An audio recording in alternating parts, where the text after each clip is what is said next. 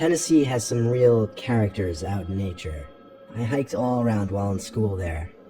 Made some good memories with a girl in the enveloping nature. Tennessee has good roads to popular hiking sites and tons of mini trails branching off.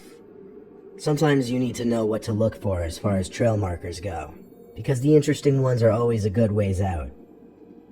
There's one spring waterfall that spills across a mossy granite wall, towering over a shallow stream that empties into a decent-sized pond. I went out there with a friend last time, and we got separated on the way out. I have no freaking clue how that happened. We've each been hiking for over 10 years. I've run over it 1,000 times in my mind, and it has to be this one ledge system. To get to the top of the fall, you need to take a longish detour that has an old wooden railing and a 3-way branching ledge system. So I've taken all 3 routes and ended up at the same spot. They take maybe 3 to 4 minutes to blast through, and they're kind of like rocky corridors.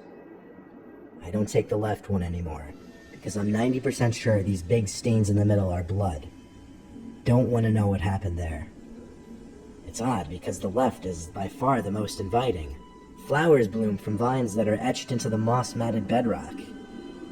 Anyways, I'm 45 seconds ahead of her, and opt for the right path, when I realize I should tell her to avoid the left.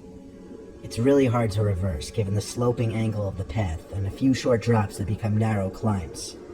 Screw it. Faster if I speed through and yell down. I get out of the right corridor and swing around to where the middle path drops off. I yell, but no reply. So she took left. I run over and climb into the left corridor, thinking she saw the stains and freaked out. To be fair, it looks like someone got bludgeoned to death. I ran up the corridor, but she was gone. I called her name, nothing. And that's what made my hair stand up. I literally heard nothing. No birds, no hum of the forest, not even wind. Just myself and the babbling water. I traced left all the way back, and noted a few side passages if you miss a couple of the jumps. No bodies were in there or the middle, though. Good. I figure I may as well get to the top of the falls, where I can get somewhat of an aerial view. I get there, and Ashley's sitting there waiting for me. She says she took the left path with a trail guide. What? There are no trail guides. There are rangers, but she knows the difference. They would not be in the rock labyrinth. This guy had a uniform and a trail authority visor on. She knew what I was thinking based on my face, and agreed that we should reverse course ASAP without us saying anything out loud. It's weird when you know you're being watched. We pretended we were going back to the car real quick to get more water, and so I left some fish food in a little crevice like I always did, and we left. She showed me this weird side passage that could not have existed a year before. I walked all the way around. You had to crouch, but you could walk through the labyrinth if you kept left, though. Hindsight, we shouldn't have taken another way. I think he lives in those tunnels.